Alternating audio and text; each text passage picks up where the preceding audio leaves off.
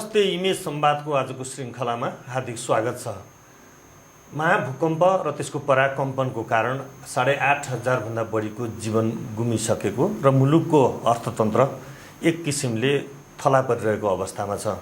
व्यक्ति, संस्था र राष्ट्र सबैको अर्थतन्त्र यस किसिमले ध्वस्त एक ढङ्गको भइरहेको अवस्थामा अब कसरी यो इकोनोमीलाई अगाडि बढाउन सकिन्छ, कस्तो खालको योजनाहरू आवश्यक हुन्छ र यसले मुलुकलाई सामान्य अवस्थामा फर्केर अझ यसले प्रगति गर्नु छ, आर्थिक वृद्धि गर्नु छ, त्यसमा कसरी पुर्याउन सकिन्छ। आजको कार्यक्रममा हामी यी विषयमा सरस्वती छलफल गर्दैछौँ प्राध्यापक डाक्टर विश्वम्भर प्याकुरेलसँग। दर्शक कार्यक्रममा स्वागत छ। धन्यवाद।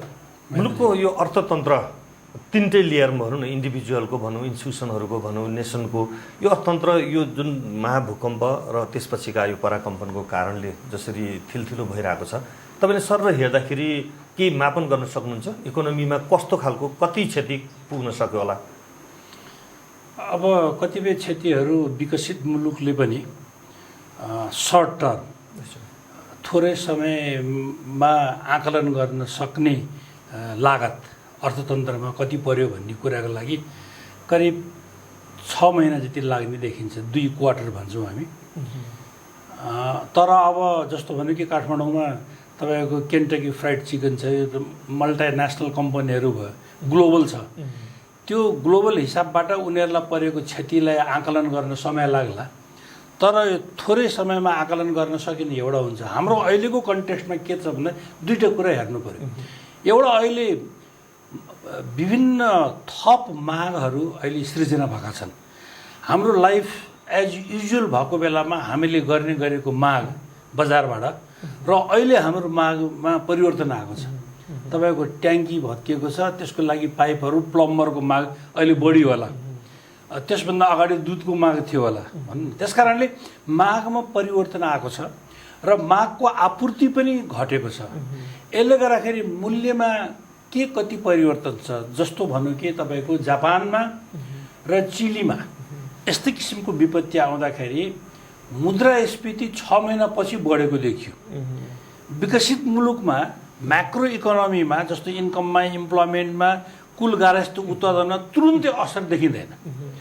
अब हामीहरूको जस्तो मुलुकमा चाहिने सानोतिनो विपत्तिले पनि तुरुन्तै जनजीवनलाई प्रभाव पार्छ। जस्तो यसलाई क्याटेगोराइज गरेर हेऱ्यो भने हामीले इन्डिभिजुअललाई पर्ने असर एक खालको, इन्स्टिट्युसनलाई प्रोडक्सनदेखि बिजनेससम्म होइन, अब यहाँले भने जस्तो मुद्रास्फीतिदेखि अन्य कुन कुन पर्सपेक्टिभमा कस्तो खालको सर एउटा हामी एउटा कृषिमै पर्यो होइन। हाम्रो यसभन्दा अगाडिको जुन बाढी आएर जुन हाम्रो भूक्षय भयो नि, त्यसले गर्दाखेरि झन्डै तपाईँको 36,000 हेक्टर हाम्रो कृषियोग्य जमिन ध्वस्त भयो। अब राइस बाउल सेन्टर्स भन्छौँ हामी, कैलाली, कञ्चनपुर, बाँके, बर्दिया, रौतहट, सिराहा होइन, यो यस्ता जिल्लाहरू ध्वस्त भए। अब अहिले के भयो त भने नयाँ कुरो थपियो। नयाँ कुरो थपियो भन्दाखेरि तपाईँको जुन भएको आफ्नो व्यक्तिगत कन्सम्सनको लागि, परिवारको उपभोगको लागि उत्पादन गर्ने हाम्रो ठाउँ पनि हाम्रो ध्वस्त भएर गयो। त्यसकारण अहिले नै हामीले 1 महिनामा 1 अर्ब रुपियाँको त धान हामीले भारतबाट आयात गरिराखेका थियौँ। त्यसपछि तपाईँको 5 वर्षको अवधिमा हामीले हेर्ने हो भने ट्रेड एक्सपोर्ट प्रमोसन सेन्टर भनौँ न, व्यापार निर्यात प्रवर्धन केन्द्र, उसको आकलन अनुसार पनि तपाईँको करिब कृषि पैदावारको चाहिँ नि करिब 5 टाइम्स 5 गुणा बढी 5 वर्षमा हाम्रो आयात बढेको छ। यस्तो स्थितिमा मुलुक चलिराखेको बेलामा अब हाम्रो आफ्नै मुलुकमा अहिले यो जुन भयो त्यसले कृषिलाई समस्या पार्यो। अब वर्ल्ड फुड अर्गनाइजेसनले भनेको छ अहिले चाहिँ नि मान्छेलाई राहत दिनु भने 35 लाख मान्छेहरूलाई तुरुन्तै कृषिको लागि, पहिले पुरानो कृषिको चाहिने उत्पादन वृद्धि गर्नको लागि मल, बिउ, इरिगेसनको लागि हामीले 80 करोड रुपियाँ अहिले छुट्याएर 35 लाखलाई हेर्नुपर्ने अवस्था छ भनेर आकलन गरेका छ। हाम्रो तर्फबाट त्यो आकलन त त्यति साह्रो भइसकेको छ जस्तो मलाई लाग्दैन, अहिले आइसकेको छैन। त्यस कारण कृषि क्षेत्र घाइते भयो। म्यानुफ्याक्चरिङ सेक्टरमा चाहिँ नि पावरको सर्टेज, झन्झनै 200 मेगावाट बत्ती तपाईँको अब अप्पर तामाकोशी लगायत कुलेखानीदेखि लगायत मर्स्याङदेखि लगायत मेजरमा गरेर क्लोज टु 200 मेगावाटको इनर्जी हाम्रो अहिले बिग्रिने स्थितिमा छ भनेपछि त्यसले म्यानुफ्याक्चरिङमा 18-20% कुल गार्हस्थ्य उत्पादनमा गरिरहेको रोजगारी क्रिएट गरेको क्षेत्र अब अहिले घटेर त्यसै त 6 देखि 8%मा आएको थियो। अब यो अहिलेको दुर्घटनाले त झन् त्यसलाई पनि घाइते बनाइदिने जस्तो अब यही कुरा गर्दाखेरि एग्रिकल्चर बल भनेर तपाईँले प्रोडक्सनको हिस्सामा जुन भन्नुभयो तिनीहरूमा त त्यो एरिया क्षति नभएको कारणले असर नहुने हुन्छ कि अब किनभने तराईको तपाईँले जुन क्षेत्रहरूको नाम लेख्नुभयो त्यो क्षेत्रमा त भूकम्पको प्रत्यक्ष असर त देखिया छैन भनिया छ नि त। अनि त्यो कुरा मात्रै भनेर भएन। जस्तो भन्नु कि यो अहिले हाम्रो जति पनि धान गहुँ मकै उत्पादन गर्ने फिल्डहरू हो त्यो फिल्डमा उत्पादन हुन पाएको भएदेखि त्यसले कति आम्दानी गर्थ्यो। तपाईँले कुल गार्हस्थ्य उत्पादनमा हाम्रो खराब बानी के छ भने सरकारको तर्फबाट भौतिक संरचना निर्माण गरेर त्यसपछि रोजगारी क्रिएट गर्यो भने त्यसको मौद्रिक हिसाबबाट मोनिटरी टर्ममा त्यसको भ्यालु कति थपियो त भन्दाखेरि कुल गार्हस्थ्य उत्पादन त्यतिले बढ्यो भनेर हामी भन्छौँ।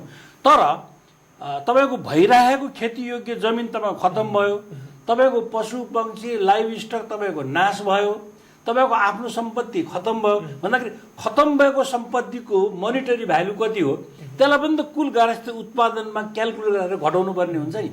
त्यसरी यो त विविध कुरा छ। मान्छे एग्रिकल्चरमा एउटा देखियो म्यानुफ्याक्चरिङमा देखियो। अब तपाईँको यातायात ध्वस्त भएको छ होइन, तपाईँको अब फार्म प्रोडक्ट नै छैन त्यसले बजार नपाउने कुरा त छँदैछ। मानिसले यो मुलुकको एक भागबाट अर्को भागमा मान्छेले मुभ गर्न पाउने जुन मानव अधिकार हो, ह्युमन राइट्स हो, कन्स्टिट्युसनल राइट हो, त्यसबाट पनि विमुख हुनु भए त्यसले गर्दाखेरि ट्रान्सपोर्टेसनको अभाव हुने बित्तिकै त्यसले मूल्यमा ल्याउने वृद्धिको तपाईँ त हिसाब किताबै नराख्नुहोस् न। अहिले त यति हुन्छ कि हामीले त्यो कल्पना पनि गर्न सकेको छैन। एउटा कुरो त्यो।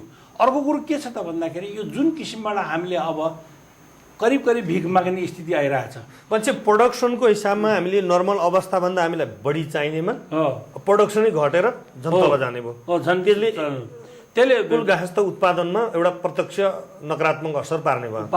अब त्यसपछि यसको मुद्रास्फीतिदेखि अन्य तपाईँको इकोनोमिक टर्मिनोलोजीका यी छन् नि होइन, जिएनपीदेखि जिडिपीदेखि होइन, इन्फ्लेसन, यी सबैको पनि असर फेरि इकोनोमीमा पर्ने भयो। इकोनोमीमा पर्ने भयो। एउटा अब राहतको कुरा के त भन्दाखेरि अब यस्तो बेलामा सरकारले थप लगानी र थप मुद्राको प्रभाव गरेर रोजगारी क्रिएट गर्यो भने इकोनोमीले फेरि रिकभर गर्छ भन्ने चाहिँ नि हाम्रो सैद्धान्तिक मान्यता हो। तर तपाईँले ट्र्याक रेकर्ड पनि हेर्नुपर्छ। अब प्रायोरिटी 1 को प्रोजेक्ट 6 महिनामा तपाईँको 26% मात्र खर्च हुन्छ। जुन परियोजना भुइँचालो आउनुभन्दा अगाडि 100% फन्डको ग्यारेन्टी भएको परियोजना 26% मात्र हुने, वैदेशिक सहयोगको रकम 6% मात्रै हामीले खर्च गर्न सक्ने, 30% रकम बजेटमा प्रतिबिम्बित नै नहुने, कहाँ कसरी खर्च भयो नेपाल सरकारलाई थाहा नै छैन भन्दाखेरि अलरेडी चोटमा परिरहेको नेपालीहरूलाई यो बढी भिख मागेर पनि हाम्रो भविष्य के हुन्छ भन्ने कुरो कति ठुल्ठुला नेताहरूले, राजनीतिक दलका नेताहरूले के को लाज माग्ने परेपछि दिल खोलेर माग्ने भन्छन्। मागेर समस्या समाधान हुन्छ। एउटा एक्जाम्पल दिन्छु म तपाईँलाई।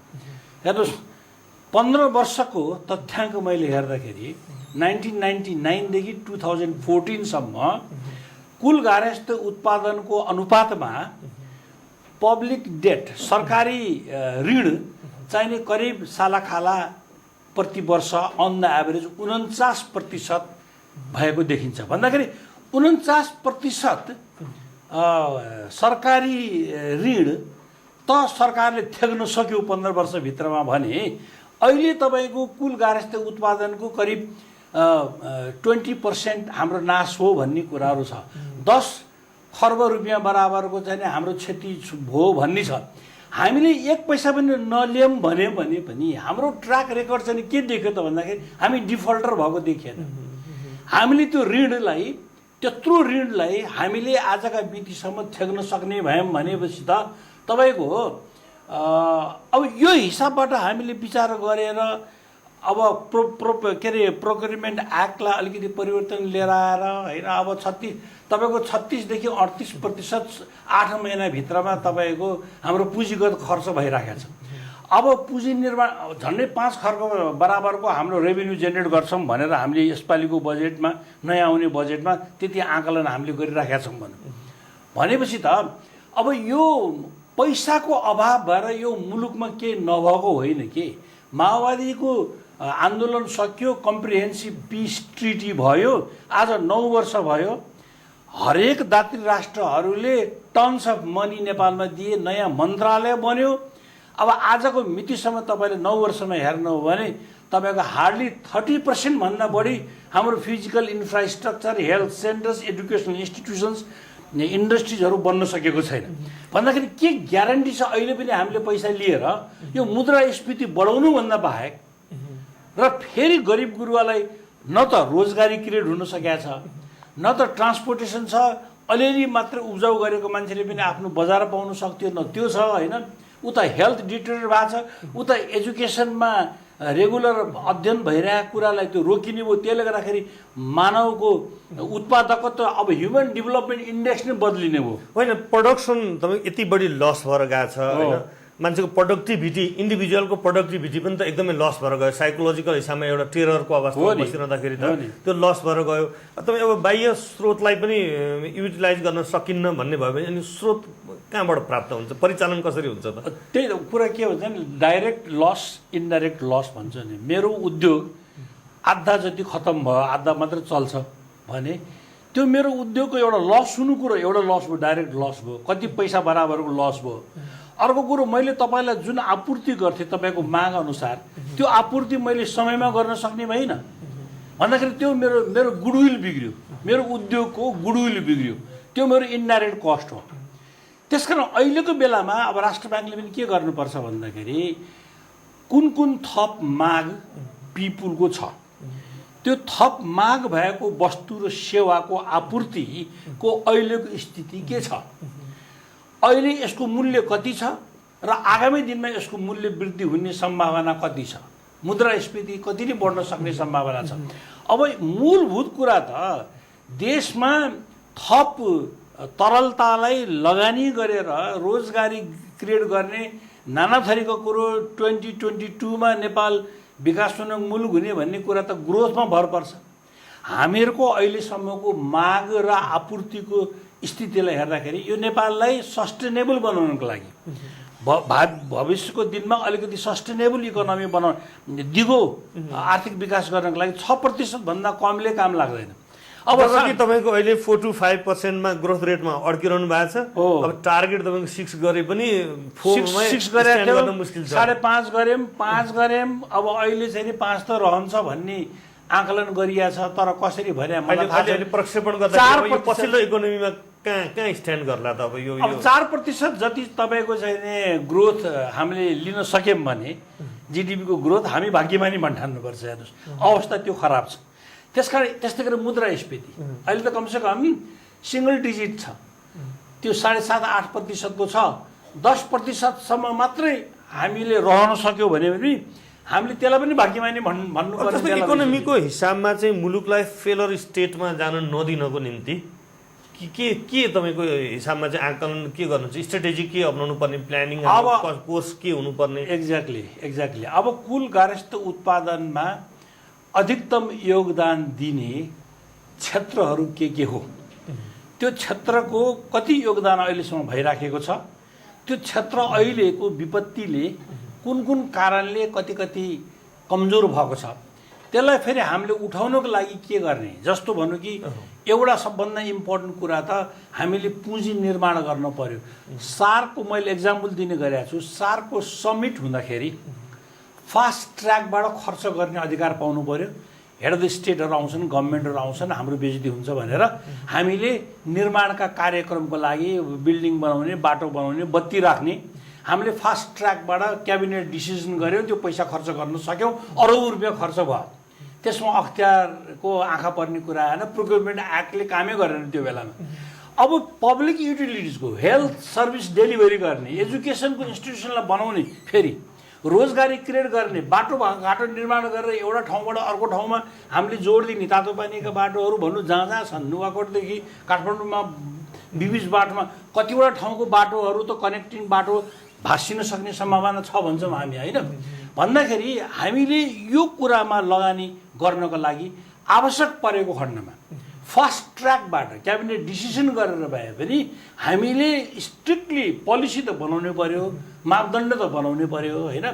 त्यो गरेर हामीले पुँजी निर्माणको लागि हामीले पैसा खर्च गर्न सक्नु पर्यो। यो चाहिँ प्रोक्योरमेन्ट पोलिसीको सन्दर्भमा भयो। ओभरअलमै नेपालको हाम्रो इकोनोमिक पोलिसीहरू जे छन् ती सबै रिभ्यू गर्नुपर्ने स्थिति हुन्छ कि हुँदैन? मार्केटमा हामी डिपेन्ड गर्ने जुन इकोनोमिक पोलिसीहरू लिएर हिँडेका छौँ त्यो पोलिसी नै अब स्टेट चाहिँ फ्रन्टमा आउनुपर्ने गरी नै रिभ्यू गर्न जरुरी छ कि प्राइभेट सेक्टरलाई नै तपाईँले अगाडि बढाएर यसलाई नर्मलाइज गर्न सक्नुहुन्छ कि कसरी जानुपर्छ? यो हामीले रिप्रायोरिटाइज गर्नुपर्छ। त्यही कारण हामीले तात्कालिक अहिले तुरुन्तै गर्नुपर्छ। राहतका खानाको लागि हामीले भन्यौँ, होइन? त्यसपछि ट्रेन्ड इम्पोर्टेन्ट रहेछ भन्ने कुरा भयो। अब लोकेसनको कुरा भइरहेछ, अलिकति 6 महिनादेखि 1 वर्षसम्मको लागि उनीहरूलाई स्थायी बसोबास गराइदिन सक्यो भने पछिका दिनमा नर्मल हुँदै गएपछि अवस्था उनीहरूले आफ्नो उद्यम गर्छन् र उनीहरू बाँच्न सक्छन् भने जस्तै short term, medium term, long term तपाईँले भन्नुभएको यो अहिलेको विद्यमान आर्थिक नीतिहरूलाई लङ टर्मसम्म यो मुलुकलाई दिगो विकास गर्नको लागि हामीले आफ्नो सोचाइमा, हाम्रो आर्थिक नीतिमा परिवर्तन ल्याउनु पर्यो कि जस्तो त्यो त ल्याउनै पर्छ। जस्तो अहिले के छ भने तपाईँले लागतलाई क्यालकुलेट गर्दाखेरि पनि जथाभावी किसिमको लागत तपाईँले गरिदिनु भयो। 10 खर्ब युएस सेन्टरले भनिदियो, अब हामी सबैजना बौला भएर 10 खर्बमा गइरहेका छौँ। मापदण्ड के हो थाहा छैन। जस्तो भन्यो कि राष्ट्र ब्याङ्कले गरिब गुरुवाको लागि 15 लाखदेखि 25 लाख रुपियाँसम्म 0 इन्ट्रेस्टमा कमर्सियल ब्याङ्कलाई पैसा दिने, कमर्सियल ब्याङ्कले 2%मा व्यक्तिलाई चाहिँ नि भिक्टिमलाई पैसा दिने भने त्यसको मापदण्ड खै आजसम्म त मापदण्ड आएको छैन। कुनै पनि कमर्सियल ब्याङ्कले सित्तैमा तपाईँलाई पैसा ऋण दिन्छ। पोलिसीको हिसाबमा चाहिँ त्यो कुरा ठिकै हो कि होइन? मापदण्ड अब यसपछि बन्यो, मापदण्ड बन्न सक्यो भने त ठिक होइन भन्ने कुरै आएन। राहत दिने कुरालाई त हामीले नकार्ने कुरै आउँदैन। त्यसकारणले हामीले के मूलभूत कुरा के त गर्दाखेरि अहिले चाहिँ नि एउटा मुद्दा जुन नेपालमा पहिलेदेखि नै थियो जस्तो के त भन्दा ग्रोथ, हाई ग्रोथ गर्नु पर्यो, इन्कम इनइक्वालिटीलाई घटाउनु पर्यो र समावेशी आर्थिक विकास हामीले गर्नु पर्यो भन्ने जुन 3वटा की इस्यु थियो नि, त्यो 3वटा की इस्युको मृत्यु अहिले भएको छैन। यसलाई हाम्रो टाउको पछाडि राखेर हामीले यसलाई गर्नको लागि short term, medium term, long टर्ममा के हुन्छ हुनसक्छ। लङ टर्मको लागि अहिले जुन गाउँहरू ध्वस्त भएका छन् त्यो कतिपय कुराहरू त कन्स्ट्रक्सनको भुइँचालो प्रतिरोधक किसिमबाट बनेर मात्रै पनि नहुन सक्छ। कति त माटोको क्वालिटीले डोल एरियामा तपाईँले घर बनाउनु भयो र बलियो एरियामा बनाउनु भयो, एउटा जग हालेर 10 वर्षसम्म तल थप्नु भएन र आज के अरे बाफिलो चाहिने जग्गामा तपाईँले 5 तले 6 तले बनाइदिनु हो भने त टिक्न सक्दैन। त्यसकारण हामीले के गर्नु पर्यो भने कतिपय मुलुकहरूमा, सिचुवानमा भन्नुहोस्, चाइनाको कतिपय मुलुकहरूमा भुइँचालो जाँदाखेरि के गर्यो भने होल लोकालिटीलाई नि यहाँ तपाईँले अहिले भत्कियो फेरि निर्माण गर्नको लागि ऋण दिनुहुन्छ, अर्को भुइँचालो 6.5-7 रिचर स्केलको आएर फेरि ध्वस्त हुने हो भने त्यसलाई किन बनाउने? त्यसकारण त्यसलाई त बरु राइस फिल्ड, प्याडीको लागि, कर्नको लागि, मकैको लागि हामीले उत्पादन गरेर हामीले गभर्मेन्टको अधीनमा त जग्गा त अब तपाईँको लाखौँ बिघा जग्गाहरू छ नि त। तपाईँले भनेको यो अब जस्तो वासस्थानहरू नै सिफ्ट गर्ने भनौँ न एक किसिमले, होइन? एउटा पर्टिकुलर लोकालिटीबाट अब माने आफ्नो होल एरियालाई छोडेर मान्छे अन्तत सुदूरपूर्वको मान्छे सुदूरपश्चिममा जा भनेर त कोही जाँदा पनि जाँदैन। त्यो कुरा गर्दाखेरि एउटा अब कुनै कर्नरबाट आयो कि यो क्यापिटल सिटी नै सिफ्ट गरेर तपाईँको रिबिल्ड गर्नुपर्छ भन्ने कुराहरू नै आयो। तपाईँ यसमा होइन, अहिले it will be too early. हामीले भन्यौँ नि, हामीले नेपालीहरूले अहिलेको विपत्तिले जुन अर्थतन्त्रको लागत बढायो त्यो लागतको बारेमा यति लागत बढ्यो भनेर जुन हामीले क्यालकुलेसन गरेका छौँ, जस्तो भन्यो कि अब 634-35 अर्ब रुपियाँको 6 खर्ब चान्चुनको अब आगामी वर्षको बजेट हामीले बनाउने भनेका छौँ। त्यो बजेट त त्यतिमै त सीमित हुँदैन। झन्डै झन्डै 70-80 अब हामीलाई त रेभेन्यू पनि नपुग्ने हुन्छ भन्दाखेरि अब दुईटा कुरा छ कन्ट्रोभर्सियल। एउटा कुरा के छ भने टोटल बजेट मन्त्रालयलाई हामीले जुन किसिमबाट पहिले बजेटरी एलोकेसन गरेका थियौँ, अधिकांश मन्त्रालयलाई थ्रेसहोल्ड नबढाउने, कसैलाई 10 अर्ब रुपियाँ तपाईँले दिनुभएको छ अर्थ मन्त्रालयले भने 10 अर्ब नबढाउने, तर 10 अर्बको सिग्निफिकेन्ट अमाउन्ट अफ मनी अहिलेको ध्वस्त भएको संरचना बनाउने, पुनः रिहेबिलिटेसन गर्ने भन्छ, त्यति सजिलो छैन। अनगोइङ परियोजनाहरू छन्, नेसनल प्राइडका परियोजनाहरू छन्, यिनीहरूमा त त्यो दिएको पैसा त खर्च गर्नै पर्छ। यो अहिलेको पैसा भनेको थ्रेसहोल्डले पनि नबढाउने, त्यही थ्रेसहोल्डभित्र रहेर रिकन्स्ट्रक्सन र रिहेबिलिटेसन गर्ने भन्ने कुरा तपाईँले विश्वास गर्ने ठाउँै छैन यहाँ। अब अहिले तपाईँ कर बढाउन सक्नु हुँदैन, त्यत्रो ठुलो ट्रेडको डेफिसिट भइराखेको छ। रेभेन्यू अब कति एक्ज्याक्टली 200 अर्बको रेभेन्यू नै घट्यो भने त्यो रेभेन्यूलाई तपाईँले कहाँबाट क्षतिपूर्ति गर्ने? आन्तरिक बरोइङमा त तपाईँ ट्र्याक रेकर्ड हेर्नुहोस् न, 8 महिनाको हेर्नुहुन्छ भने क्यास चाहिने, ग्राइन्ड चाहिने कम, लोन चाहिने बढी भइरहेको छ भन्दाखेरि हामीले अब लोन मात्रै लिएर पनि यो मुलुकलाई थ्याक्न सक्ने भोलिको जेनेरेसनलाई अब तपाईँलाई बजेटको साइज पनि बढाउनु पर्ने छ, रेभेन्यू पनि घट्ने छ, फरेन डेब्ट पनि तपाईँले बढाउन सक्नुहुन्न। अनि यी सबै गरेपछि इकोनोमीलाई तपाईँको साइज पनि बढाएर कसरी रन कसरी गर्नु हो? मैले 2 करोड रुपियाँ मेरो सेफमा राखेर त्यो 2 करोड रुपियाँलाई मैले रोल गरिनँ भने केही लगानी पनि हुने भएन, रोजगारी पनि क्रिएट हुने भएन, मैले वस्तु र सेवालाई पिपुललाई दिन पनि सक्ने भएन। त्यो 2 करोड राख्नुहोस्, 2 खर्ब राख्नुहोस्, त्यसको कुनै अर्थ छैन।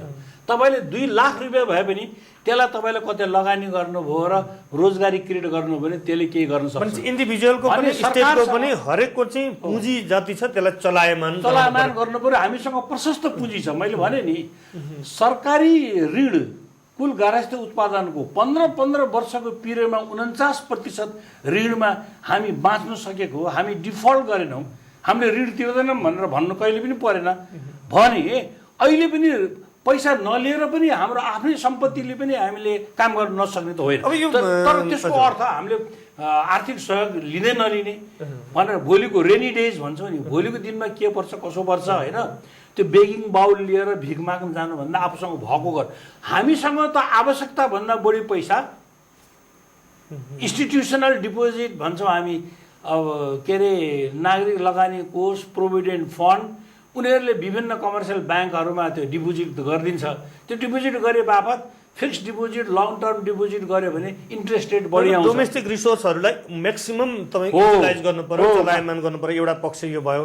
अर्को म थोरै समय बाँकी हुँदाखेरि जोड्न चाहन्छु कि जुन हामी अब पोलिटिकल एउटा प्रोसेसमा थियौँ होइन, रिस्ट्रक्चरिङको प्रोसेसमा थियौँ हामी, फेडरलिजमदेखि यी सबै कुराहरूमा एउटा खालको गइरहेको थियो, इकोनोमीको पोलिसी पनि हाम्रो बढीभन्दा बढी लिबरलाइज हुँदै गइरहेको थियो भनेपछि अब आजको पोइन्टमा आएर हेर्दाखेरि यी सबै कुरामा एउटा हामीले रिभ्यू गर्नुपर्ने अब ग्राउन्ड एकदम तयार भएर आइसकेको अवस्था छ कि यसलाई पनि आफ्नो हिसाबमा त्यो ट्र्याकलाई पनि खुला राख्दै इकोनोमीमा सेपरेट हामीले ध्यान दिए दुवैलाई सँगै लाग्नुपर्छ। हेर्नुहोस्, एउटा दुर्भाग्यको कुरा के भने गन्दै जाँदाखेरि हाम्रो पेन्डिङ भएको पोलिसीहरू, एक्टहरू कुनै मन्त्रालयमा थन्किया छन्, कुनै क्याबिनेटमा गएर थन्किएको छ, कुनै पार्लियामेन्टमै थन्किएको छ। झन्डै तपाईँको 3 दर्जन ऐनहरू, कानुनहरू, तपाईँको पोलिसीहरू, नीतिहरू अहिले थन्किया छन्। यसलाई पार्लियामेन्टले इन्डोर्स गर्नको लागि कसले रोकेको थियो? कहाँ आन्दोलन भइरहेछ र यो मुलुकमा भन्दाखेरि 3 दर्जन। मैले बेला बेलामा तपाईँहरूकै मिडियामा भन्ने गरेको छु कि नेपालको फरेन एक्सचेन्ज रेगुलेसन एक्ट 1962बाट हामी चलिरहेछौँ। अहिले करेन्ट अकाउन्ट कन्भर्टिबिलिटी गरिसक्यौँ। अब भोलिका दिनमा बिस्तारै क्यापिटल पुँजीगत कन्भर्टिबिलिटीमा जाने तर्खरमा इन्डिया गएको छ, इन्डिया गएपछि हामी पनि जानुपर्ने हुन्छ भन्दाखेरि संसार कहाँ पुगिसक्यो? हामी त्यही 1962को पोलिसी लिएर हामी बसिरहेका छौँ भन्दाखेरि यो कमसेकम पेन्डिङ भएका, ड्राफ्ट गर्न अनिवार्य रूपमा आवश्यक भएका त्यहाँ उल्लेखित छ। अर्थ मन्त्रालयको तपाईँले प्रतिवेदन हेर्नुभयो भने कुन चाहिँ नि ड्राफ्ट भइरहेको छ, कुन चाहिँ नयाँ बनाउनु पर्ने छ, कुन चाहिँ नि सकिसकेको छ, त्यसलाई इन्डोर्स गर्नुपर्छ। हिजोको ती रिफर्मका पोलिसीहरूलाई तपाईँले सँगसँगै अगाडि बढाउनु। अब अर्को लास्टतिर जाँदाखेरि चाहिँ एउटा खालको अब अर्थतन्त्र भनेको राजनीतिसँग जसरी जोडिने नै भइ नै हाल्छ। यो जोडिने सन्दर्भमा चाहिँ एउटा राष्ट्रिय क्षमता भन्ने कुरा त महत्त्वपूर्ण हुन्छ नै। अहिलेको सरकारदेखि सरकारको संयन्त्रदेखि भूकम्पको त्यो लगत्तैको हेर्दाखेरि जसरी निराशा भयो पछि अब रिगेन गर्न पनि केही मात्रामा त खोजे जस्तो पनि देखिन्छ। तपाईँले यो ट्र्याकलाई एउटा पोलिटिकल कन्सेन्ससको वातावरण बनाउनेदेखि यो सबै रिफर्मका जानलाई पोलिटिकल इकोनोमीको हिसाबमा हेर्दाखेरि के सजेस्ट गर्न सक्नुहुन्छ? मैले जहिले पनि भन्ने गरेँ के छ भन्दाखेरि हाम्रो अहिलेको इमिडिएटली हाम्रो प्राथमिकता के हो? अलिकति प्राथमिकता त हाम्रो फरक भयो नि त होइन। मान्छेलाई फुड क्लोदिङ सेल्टरकै न्यूनतम त्यो पनि के पनि छैन अहिले त भन्दाखेरि हाम्रो प्राथमिकतामा जुन जुन परिवर्तन आएको छ हाम्रो प्राथमिकता यो हो। कुल गार्हस्थ्य उत्पादनमा योगदान गर्ने सेक्टर यो हो, यो सेक्टरलाई हामीले यसरी लग्ने भनेर एउटा मापदण्ड रोड म्याप बनाएर कमसेकम inter party consensus major political पार्टिजको बिचमा। अब अहिले त तपाईँको साँच्चै भन्ने हो भने बेला बेलामा विभिन्न मन्त्रालयको मिटिङमा जाँदाखेरि उनीहरूले भन्छन् तपाईँको जति घाइतेहरू हुन्, जति सफर गर्ने रियल भिक्टिम हुन्, त्यो त यति नम्बर त यति इन्फ्लेटेड हुँदै गएको छ। यो कसले गर्यो? यो व्यक्तिले गरे भन्दा पनि पोलिटिकल पार्टीको भूमिका खराब भएको भन्छु म त। साँच्चै भन्नुहुन्छ नि, हुन त म पोलिटिकल एनालिस्ट त होइन। भोलि त यो बढ्दै जान सक्छ।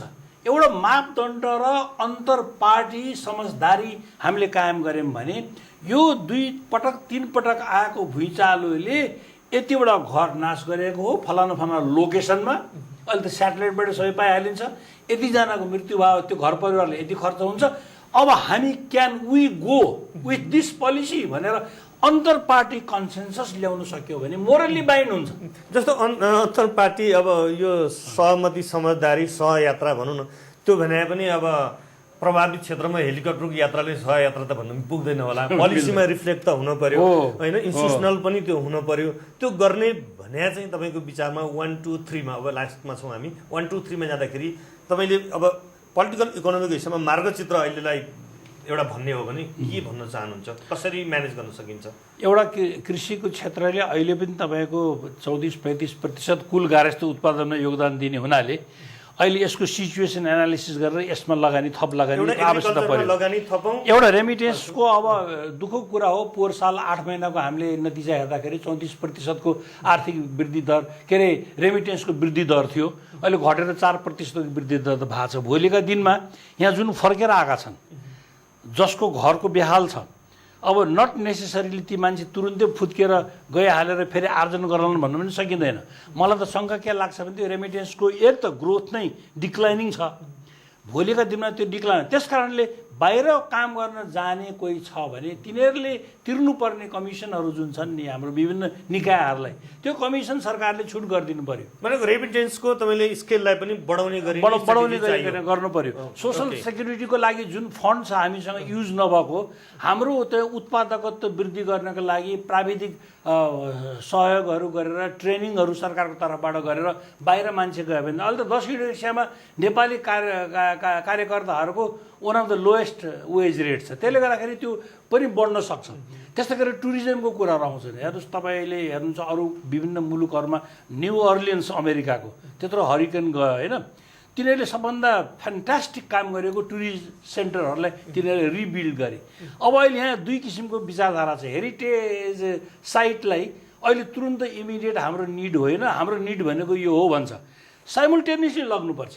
नेपालको 70-80% हेरिटेज साइटहरू ध्वस्त भएको छ भने त्यसलाई पनि सँगसँगै अहिले हामीले गऱ्यौँ भने एक त रोजगारी क्रिएट हुने हो, बाटो बन्छ, हस्पिटल बन्छ, एजुकेसन इन्स्टिट्युसन बन्छ, मान्छेले काम पाउँछ। प्राविधिक हामीले ट्रेनिङ गऱ्यौँ, बाहिर गएर बढी पैसा आर्जन गर्न सक्छ। कृषिको कुरो, म्यानुफ्याक्चरिङ कुरा गर्दाखेरि हामीले के गर्नु पर्यो भने स्मल एन्ड मिडियम इन्टरप्राइजेसहरू 10 वर्ष माओइस्ट युद्ध भएको बेलामा हामीले गरेका विभिन्न जिल्लाको अध्ययनले के देखायो भने झन्झन्डै 75% जसको 2/3 चाहिँ एक्सपोर्टमा र इम्प्लोइमेन्ट जेनेरेसनमा जुन सेक्टरको योगदान छ त्यो 75% 70% चाहिँ त्यो घाइते भएर अहिले बसिरहेको छ भने चाहिँ सिक इन्डस्ट्रीलाई स्मल र तपाईँको मिडियम इन्डस्ट्रीलाई प्रायोरिटी दिनु पर्यो। मेगा प्रोजेक्टहरू भन्दा यसलाई प्रायोरिटी दिनु पर्यो। अब सिक इन्डस्ट्रीको डेफिनेसनलाई रिडिफाइन गरेर त्यसलाई कसरी ऋण दिन सकिन्छ सहुलियतपूर्ण, त्यो गरेर त्यो सिक इन्डस्ट्रीलाई माथि उठाउनु पर्यो। इन्फ्रास्ट्रक्चरकै कुरा गर्ने रोडहरू त यिनीहरू त तुरुन्त भइ नै हाल्यो। त्यस सँगसँगै हाइड्रो पावरदेखि यस्तोमा हाइड्रो पावरमा पनि सरकारले अब टप प्रायोरिटी जस्तो भन्नु हिजो अस्तिसम्म पनि भनौँ न, ल अब तामाकोसी आउने भयो भनेर हरेक मान्छेले आफूसँग भएको सानोतिनो बचतलाई उनीहरूले बन्ड खरिद गर्ने भनेर त्यो सेयर किन्ने भनेर भएको थियो। अब अहिले त के छ भन्दा यो कुनै पनि बेला भत्किन सक्छ, सरकारले पैसा लगाउँदैन र लगानीकर्ताहरू भागेर गएका छन्, वर्कर छैनन् भनेपछि त तपाईँको त्यो भएको पैसा पनि तपाईँले लगानी गर्न सक्नु भएन। त्यसको त इन्डाइरेक्ट इम्प्याक्ट त कति पर्छ। अब कार्यक्रमको एकदमै लास्टमा जाँदाखेरि चाहिँ जुन खालको भूकम्पको कारणले एउटा मनोवैज्ञानिक हिसाबमा टेरर भनौँ न, एक किसिमको अब शब्द अलिक कडा भयो नि, स्थिति त्यही छ होइन, त्यो खालको अवस्था सिर्जना भइरहेछ। सँगसँगै अब भोलि के खाने, के गर्ने, कसरी जीविका चलाउने भन्ने पनि मान्छेहरूलाई त इन्डिभिजुअलको हिसाबमा त्यो चिन्ताले त ग्रस्त बनाइरहेकै छ। त्यो सन्दर्भमा एकदम आर्थिक हिसाबमा मात्रै तपाईँ लास्टमा यो इन्टरभ्यूको लास्टमा के पब्लिकलाई आश्वस्त गर्ने र स्टेटलाई चाहिँ एउटा गाइडलाइन गर्ने हिसाबमा भिक्टिमहरू भएको सेन्टरमा कोअपरेटिभ अर्गनाइजेसन्सहरूको सहयोग लिएर हामीले फेयर प्राइस सपहरू, हाम्रो अत्यन्तै आवश्यकीय दैनिक उपभोग वस्तुहरू उपलब्ध गराउने किसिमबाट सरकारले नै त्यो डिपोहरू खोलिदिनु पर्यो। दसैँ तिहारको बेलामा भिक्टिम मण्डपमा खोलेको जस्तै तपाईँले जुन जुन ठाउँमा मान्छेहरू भिक्टिम छन् त्यो ठाउँमा उनीहरूले इसेन्सियल गुड्स पाउनु पर्यो। जुन मान्छेको होल एसेट्स नै नाश भएको छ, जो मान्छे शरणार्थी भएको छ 100%, त्यसको रेकर्ड राखेर सरकारले त्यसको लागि बाँच्न त पाउनु पर्यो। बाबा मुलुकको नागरिकता लिएर बसेपछि अमेरिका बेला त तपाईँले फुल टाइम जब गरेर तपाईँलाई हटाइदियो भने 10 विकसम्म तपाईँलाई टिकट दिन्छ। त्यसले गर्दाखेरि त्यो कुपन लिएर तपाईँले मजाले बिफ स्टेक खान पाउनुहुन्छ, उनीहरूको हिसाबको बिफ स्टेक भन्दाखेरि अब यहाँ हामीले त बाँच्न त पाउनु पऱ्यो नि। त्यस कारणले यो कोअपरेटिभ्सलाई पनि हामीले चाहिँ नि हातमा लिनु पर्यो। इसेन्सियल गुड्सहरू पाउने डिपोहरू खोलिदिनु पर्यो। तुरुन्त निर्माणका कार्यक्रमहरू सुरु गरेपछि उनीहरूको वेज र आम्दानी बढ्ने भयो। यो सरकारले पिस मिल बेसिसमा क्यासको डिस्ट्रिब्युसन गरेर यो नेपालको समस्या समाधान हुँदैन। 10वटा जस्ता दिएर 15वटा डोरी दिएर यो हुनेवाला छैन। तपाईँको 25,000देखि 1 लाख 2 लाखसम्मको घरको आवश्यकता छ भने सरकारले त्यो सबै जिम्मा लिदिनु पर्यो। बरु प्राइभेट सेक्टरसँग, सप्लायरहरूसँग सरकारले नेगोसिएसन गरेर कसरी हुन्छ। अब हामी काठमाडौँमा बस्ने मान्छेलाई भोलि एउटा प्लम्बर चाहियो, हाम्रो फ्लस भएन, ट्याङ्कीमा चाहिँ पाइप फुट्यो भन्दाखेरि हामीले पाउँदैनौँ। खै अब यसमा चाहिँ इमिडिएट रिलिफको एउटा पार्ट र सँगसँगै चाहिँ रिकन्स्ट्रक्सनको रिबिल्डको पनि प्रोसेसलाई अगाडि बढाउनु र इसेन्सियल गुड्सहरूलाई तुरुन्त उपलब्ध गराइदिने। भोलि हुने जुन प्रवृत्ति छ, मुद्रास्फीति हुने प्रवृत्ति, विकसित मुलुकमा पनि 6 महिनापछि फेरि भ्याट मूल्य बढ्या छ। हामी कहाँ जुन मूल्य बढ्ने नेचुरल छ, अहिले केही समय पाइया छ, पछि त्यही आपूर्ति हुँदैन, त्यही वस्तुको आपूर्ति हुन सक्दैन। बजारलाई पनि सँगसँगै म्यानेज गरेर जानु, बजारलाई पनि सँगसँगै गर्नु पर्यो। आजलाई चाहिँ यति नै गरौँ। यहाँलाई धेरै धेरै धन्यवाद। तपाईँलाई पनि। दर्शकबिन, हामी कुराकानी गरिरहेका थियौँ डाक्टर विश्वम्भर प्याकुरे, जो अर्थविद हुनुहुन्छ। आजलाई यो कार्यक्रम यति नै, बिदा दिनुहोस्, नमस्ते।